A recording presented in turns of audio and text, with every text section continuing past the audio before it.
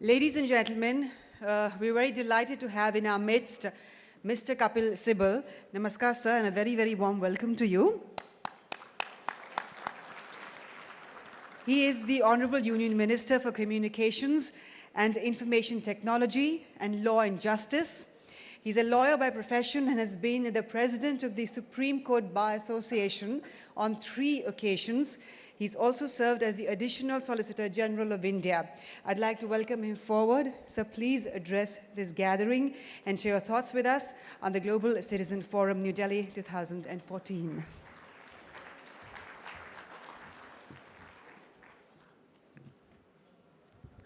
Good afternoon. Let me first of all wish you all a very happy new year.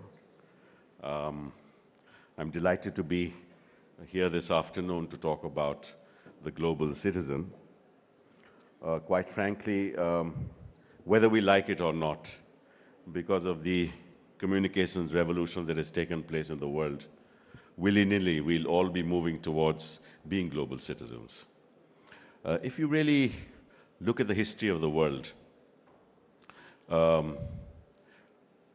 social, economic relationships within the country, outside the country, across the globe have changed whenever there's been an evolution in communications.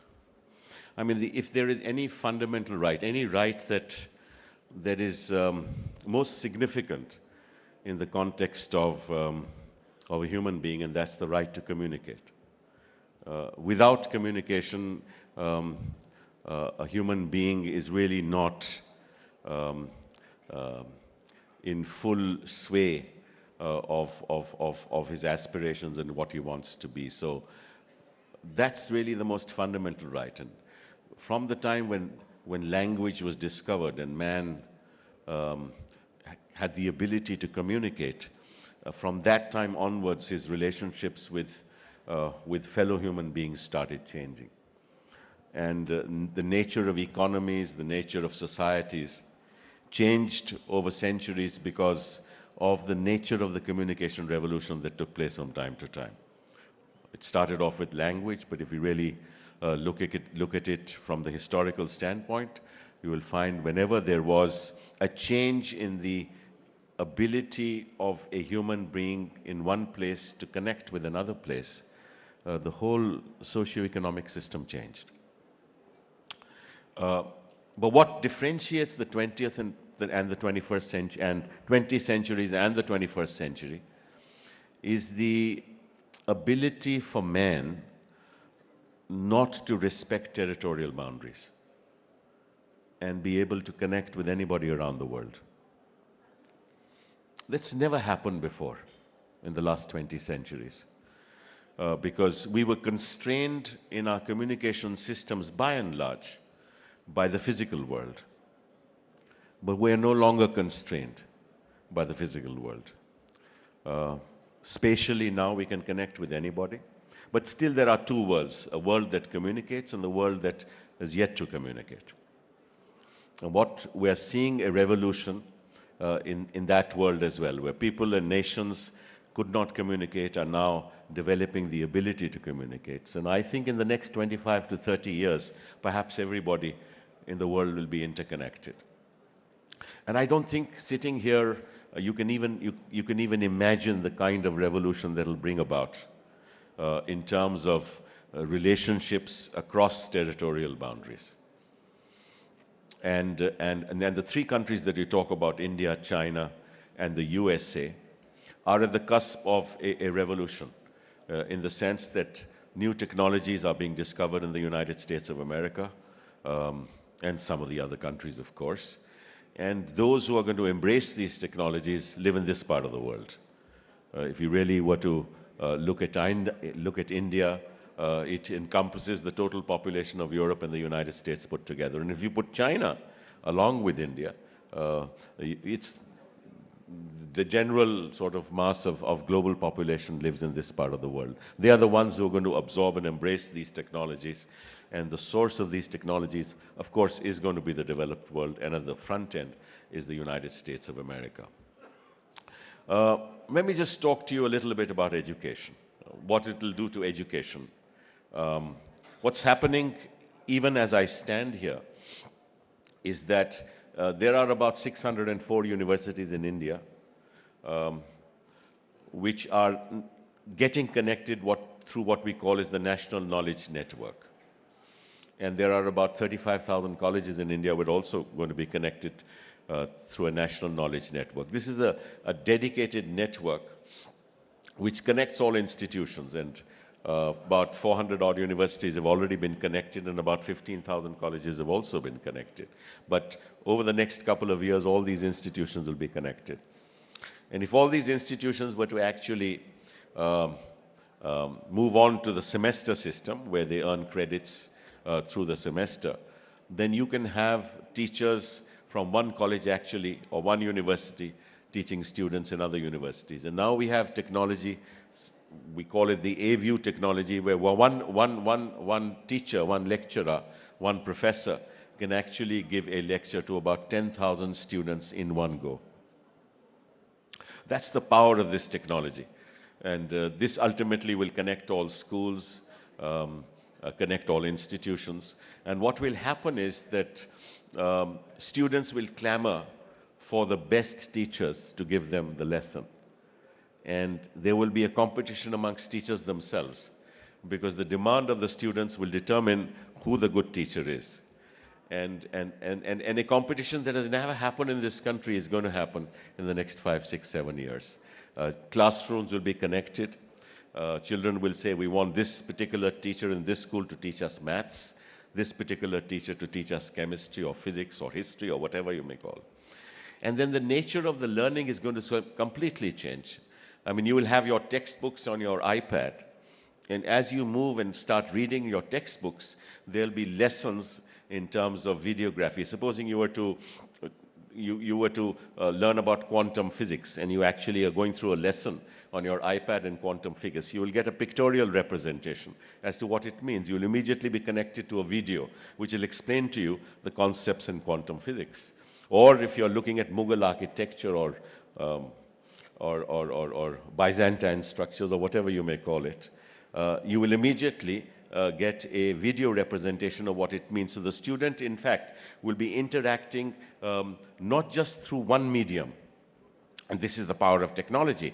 If you want to actually visit the Guggenheim Museum, you could actually, while you're reading about the Guggenheim, take you into the Guggenheim and tell you what there is in the Guggenheim.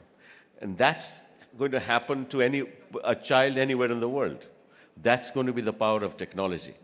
In other words, you will have a multimedia process of education in which you will not necessarily be connected to your teacher in your classroom, but be connected to any teacher anywhere in the world if you so want. And that's going to happen in the next 5, 10, 15 years. The iPad, the Akash 4 version has already been frozen. The tenders are out by the end of January. The production, by the beginning of February, the production will start. The tenders would have been finalized. And soon, in the next 5 to 7 years, hopefully, everybody will have an Akash in his hand. An Akash in his hand means an iPad, which is be about 2,000, 2,500 rupees, which anybody can afford. And that will connect him or her to the world. The nature of education in the university system is going to completely change. What's going to happen is you're going to have global universities where you will have meta degrees being given. In other words, it's not necessary that one university will give you a degree. Supposing you were to have an institution which teaches mass communications and another institution which teaches communication technologies. Now, a student can't be studying in 2 universities learning 2 particular subjects.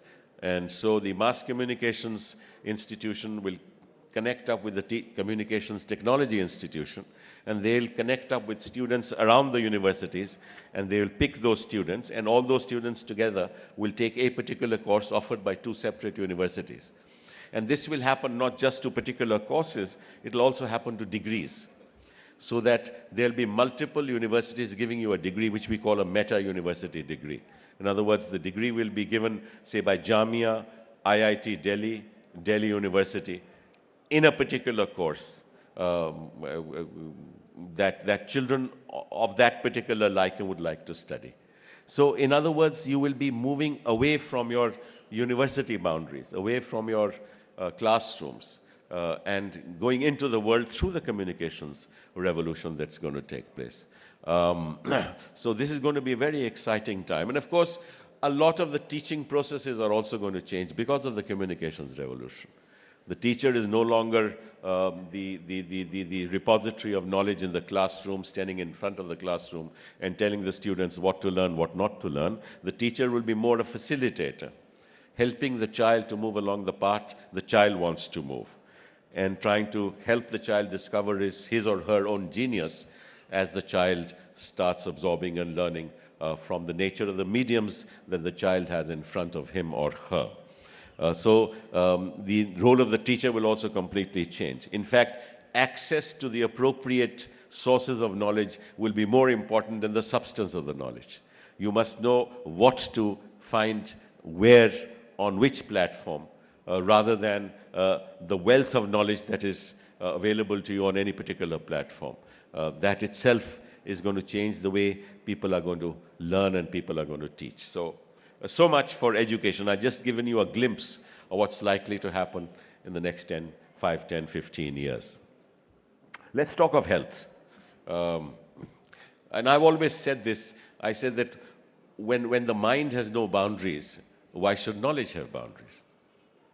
Unfortunately, we always think in terms of territories. We think in terms of caste, of creed, of religion. But the fact of the matter is the mind is not sort of segregated on those lines. The mind is free, the mind is flowing, the mind knows no boundaries. And therefore, when you come to knowledge and you come to experiences and learning, we should not be constrained or constricted by boundaries. So far, in the last 20 years, we have been so constrained. But the 21st century is going to offer us opportunities where we need not be constrained by the boundaries of territories and the boundaries of caste, race, and religion. Take health, for example. A lot of investment is made in the health sector in the developed world, which has absolutely no relationship to the diseases and to the problems of healthcare that we in our part of the world face. Malaria, tuberculosis, these are not diseases that the Western world is investing much in. That doesn't mean that a lot of people in the Western world, especially in the health sector, do not care about people here. I mean, a lot of the companies there are more interested in drug discovery in areas where, the regimes are such that they are able to make more money. And therefore, a lot of the multinationals are not investing the kind of money that should be invested in drug discovery, in discovering new molecules dealing with tuberculosis and malaria. But the communications revolution will change all this. You're going to have a situation where we're going to have open drug discovery platforms. In other words, I can set up a platform on the net, and I say anybody interested in helping me deal with tuberculosis or discovering a new molecule in tuberculosis should actually be part of this platform. And there'll be thousands and hundreds and thousands of doctors who don't necessarily profiteer from multinationals, who will part of the drug discovery platform. And I'm saying this not because I'm saying it, because I'm saying it because of experience. When I was Minister for Science and Technology, and this was some years ago, we set up an open drug discovery platform for tuberculosis. And you can't imagine what success it is today. There are thousands of people across the world who are not interested in their intellectual property, who say we want to help people in this part of the world and discover new molecules in tuberculosis so that actually we can deal with problems of the poor. This is already happening, and you're going to have many such more platforms because of the communications revolution, because you can actually talk across boundaries, connect with doctors. Otherwise, physically, it's impossible to talk to a doctor. You can't fly thousands of miles away to exchange your ideas. But if in a jiffy, you can actually press the button and talk to a doctor who has a particular expertise in a particular area, you can actually absorb a lot of his thoughts and add them on to your knowledge so that you can actually move forward And that way, the kind of global cooperation, collaboration that's going to take place has never happened in the last 20 centuries. Again, this is a great opportunity for all of us really to get together, forget about the territorial boundaries that we live in, forget about whether we are white-skinned or brown-skinned or we are black. Just remember that ultimately all of us, and there's no exception to this, if you talk to any human being in any part of the world and ask him about his aspirations, he or she will have the same aspirations as any other human being in any other part of the world. The same emotions, the same desires, the same ambition, the same desire to do good to his neighbor, the same feelings for family, the same feelings of brotherhood. What you need to do is to be able to understand that in a sense, we may belong to Africa, we may belong to the Asian continent or to Australia, but we are all the same. We're all really part of one family. We are truly global citizens, except that it is the communications revolution that will make us realize